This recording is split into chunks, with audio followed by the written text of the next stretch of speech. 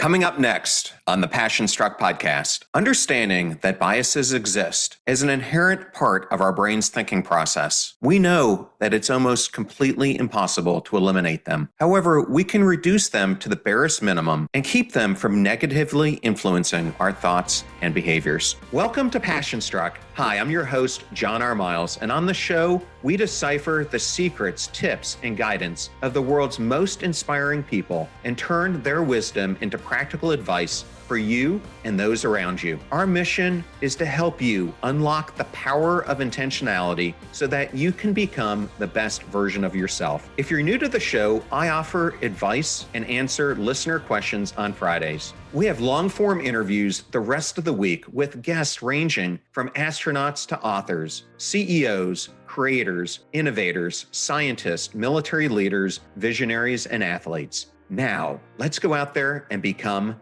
Passion Struck.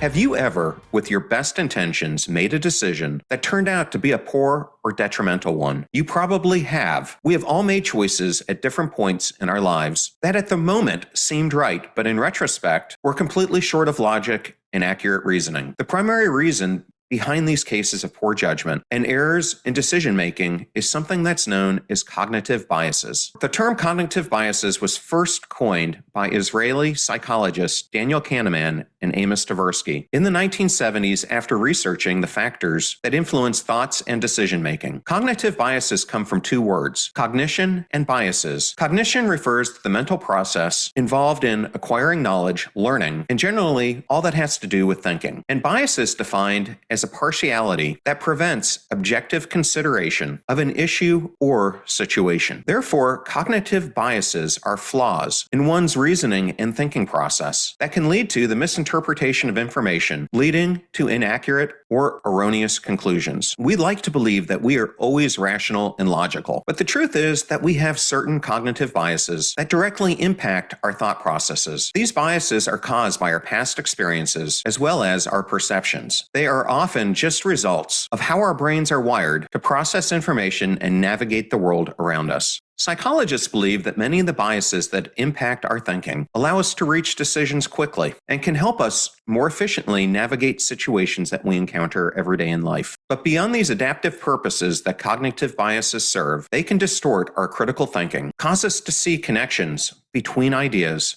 that aren't really there, and ultimately lead to unpalatable outcomes and hinder our personal and collective growth. Sometimes these cognitive biases are easily recognizable in yourself and others, while in other cases, they are so subtle that it will take considerable effort to notice them. Whatever the case may be, taking conscious steps to recognize and minimize your cognitive biases is very important for you to expand your thinking and make more beneficial decisions in the many areas of your life and those of others. In today's episode, I will be taking you through the major types of cognitive biases, their effects on your thought process, and how you can minimize them so that you can make better day-to-day decisions. Pay close attention as I delve into this vital topic, beginning with the question of why cognitive biases exist. Thank you for choosing Passion Struck and choosing me to be your host and guide on your journey to creating an intentional life.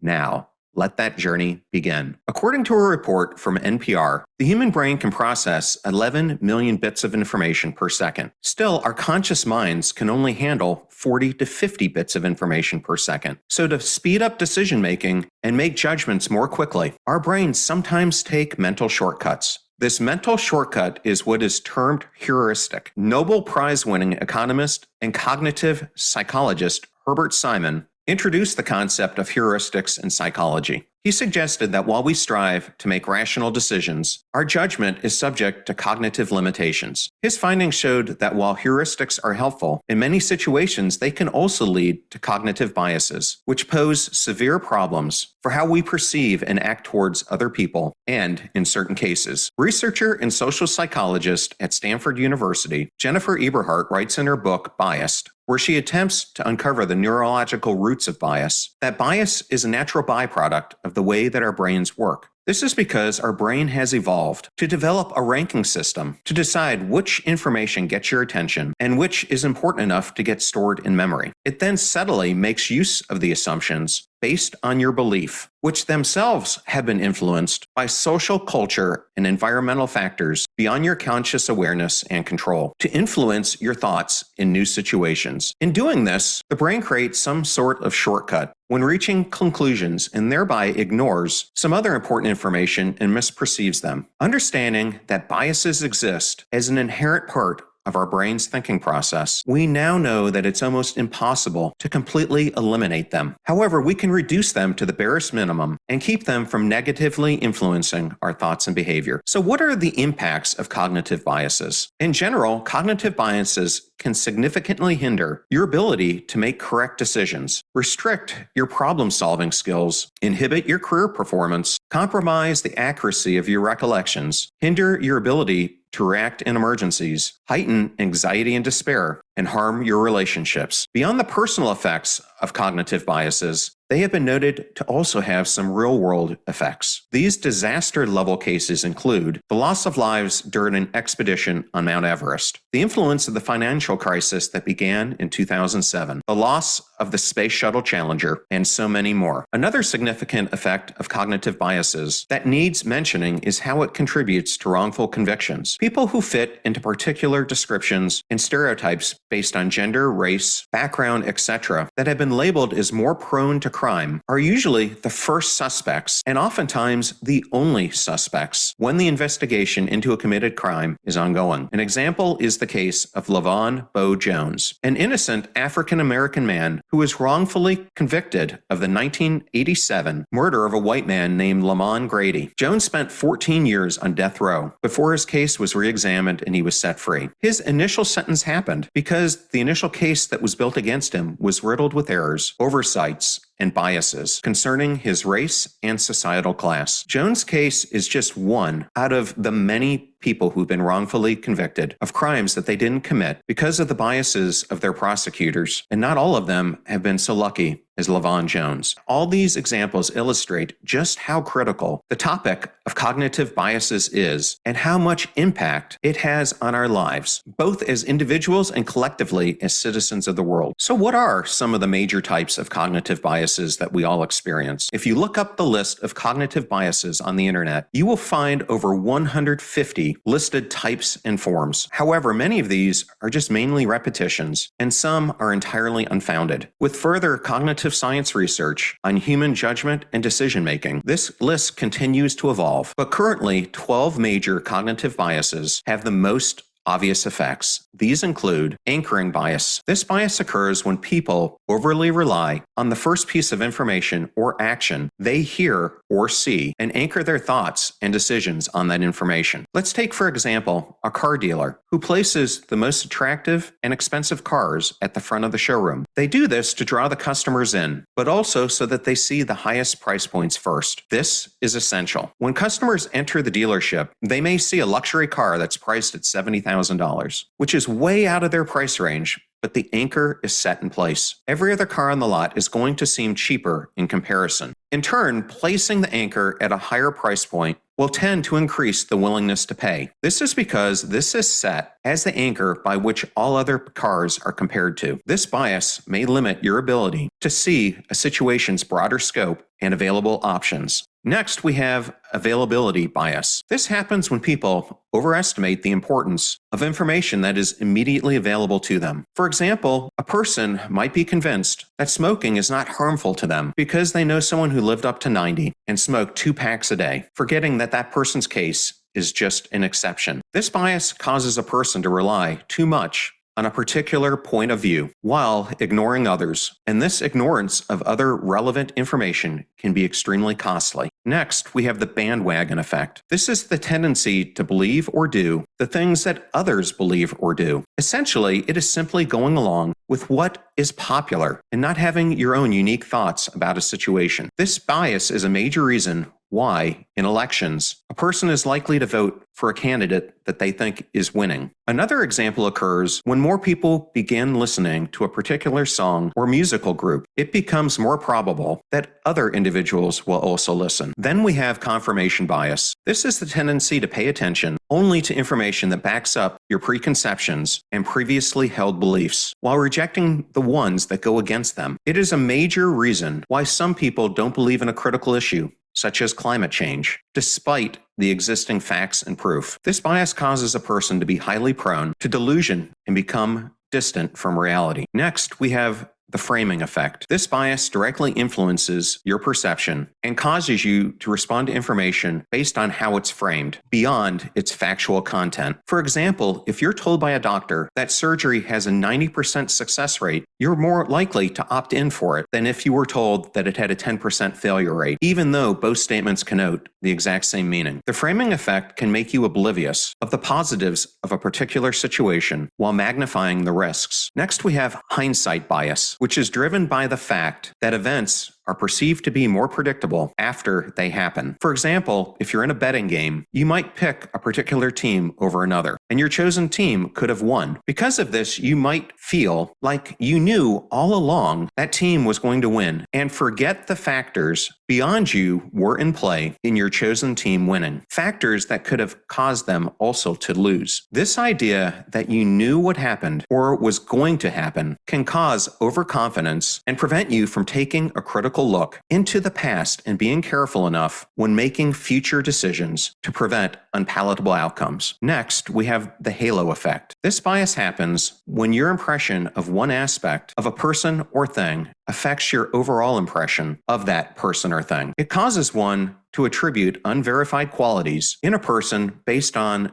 an observed quality. For example, believing that a tall and handsome young man in a well-tailored three-piece suit is kind, intelligent, and a great leader, whereas his appearance may just be a facade, and he may, in fact, be a criminal kingpin. This bias causes one to be easily deceived and can cause you to make critical choices based on mere outlooks. Then we have in-group bias. Due to our disposition as humans to favor those who we personally know or like, this bias causes us to be less objective during the process of selecting, hiring, or choosing who to do something with. For instance, as someone in the position to recruit people into a job or position, you may find yourself choosing likability and similitude over competence, which will inevitably adversely affect the productivity and value of the work. Next, we have overconfidence bias. Some people are too confident about their knowledge, opinions, and abilities, believing that their contribution to a decision is more valuable than it actually is. This bias can cause them to take more significant risks than they ought to and belittle the ideas and opinions of others. Experts are known to be more prone to this bias than lay people because they are more convinced that they know better. Next, we have self-serving bias. This bias is in effect when a person constantly takes credit for positive outcomes but distances themselves from any blame for negative ones. It is the idea that something good happened entirely because your efforts and adverse effects have nothing to do with you. This bias causes you to fail to acknowledge contribution of factors outside of you to the success of the project or goal, while blaming external factors for negative events. When people are influenced by this bias, they reject the validity of negative feedback and only focus on their strengths and achievements while ignoring their faults and shortcomings. Because of this, they lose out on important lessons and fail to grow. Next, we have status quo, zero risk bias. This is a tendency to keep things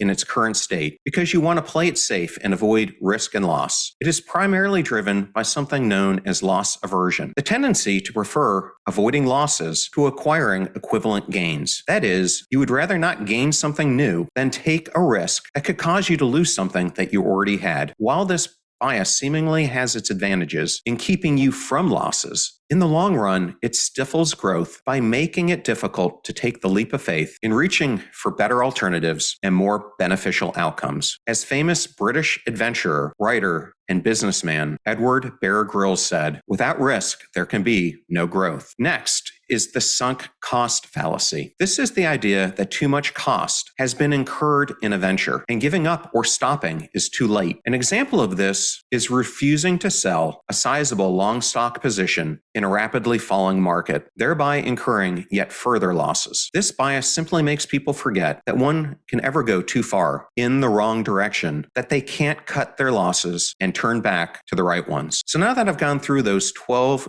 major types of biases, what can you do to minimize biases? I've earlier stated that it's practically impossible to completely eliminate biases in our thinking because our thoughts will always be influenced by factors beyond us, such as life experiences and our environment. However, the good news is that there are strategies that will help us mitigate their potency and effects. The following are 6 key ways that this can be achieved. First, be aware of the bias by engaging in metacognition. The very first step to solving a problem is knowing that it exists. Before you can significantly minimize the effect of cognition biases on your thought process, you must first realize that they exist and make conscious effort to identify which could influence your decisions and actions at a given time. You might ask, how do I recognize biases when they happen subconsciously? Well, the answer lies in a concept known as metacognition. In layman's terms, this simply means thinking about your thoughts. This may sound strange, but it really isn't. Thinking about your thoughts simply involves taking a pause whenever you're thinking and carefully reflecting on what you're thinking about to examine them for the possible influence of biases. By so doing, you will be able to understand how your mental processes work and recognize the flaws you previously couldn't. Second, acknowledge your mental limitations. The human brain is vulnerable to biases because of how it's evolved over the years. If you feel that you're a know-it-all and fail to admit that you might have some shortcomings in your thinking, then you will be subject to the influences of these biases. Know that every memory can be unreliable at times. Our recollection of an event isn't always accurate, and we may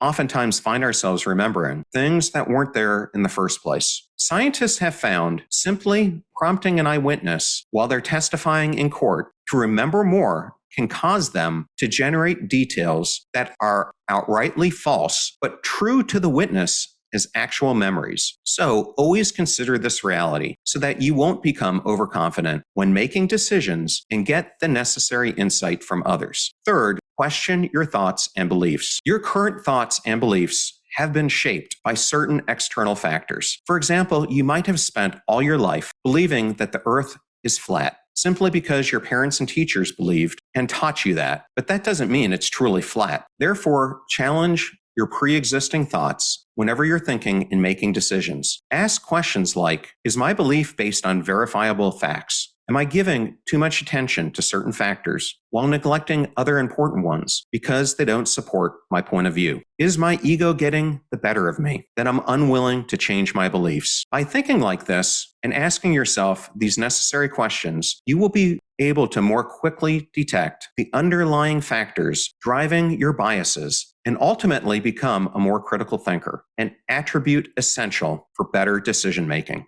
4, seek the opinion of others. Thinking in isolation will limit your ability to consider all of the relevant factors. By having a diverse group of people around you and seeking their opinions and points of view about a situation or decision that you want to make, you will get better insight and see that which you couldn't see alone. Also, they will help give your thoughts and decisions the necessary scrutiny and help expose whatever bias could possibly be influencing you. When they give the opinions you've sought, ensure that you don't allow pride to cause you to ignore or belittle them, even if they are not what you want to hear. Listen carefully so that you will be able to get all that they have to offer. 5th, take your time before making decisions. Good thinking simply takes time. Rash decisions are made hastily. If you're forced to decide on the spot, you will naturally default to certain pre-existing biases. But by allowing yourself enough time to carefully consider the situation and put into practice the earlier given suggestions, you will be able to make more responsible as well as reliable decisions. This point is really as simple as it sounds and requires no further explanation. Simply give more time to your thinking process, and you will be able to prevent them from being influenced